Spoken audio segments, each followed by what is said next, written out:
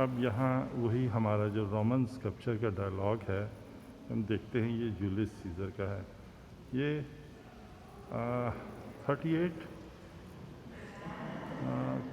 Common era जी, यानी तकरीबन 2000 साल पुराना काम है।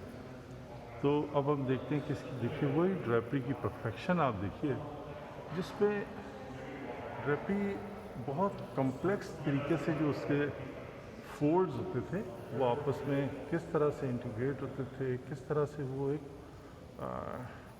क्रॉस स्क्रॉल बनाते थे, ये सब उसको आप देख सकते हैं इसमें। तो यही वो तसलसल था जो फिर जब बुद्धा के दौर में जब ये वहाँ इंटर होता है, तो यही ड्रेपरी जो है फिर हमें बुद्धा के स्कल्पचर में भी नज़र आती है। क्योंकि उससे पहले जो हमारे बुद्धा के जो स्कल्पचर थे उनमें एक बड़ी मैकेनिकल अंदाज की ड्रेपरी जो है वो बनाई जाती थी। उसमें जो कपड़े के जो फोल्ड्स का कॉम्प्लेक्स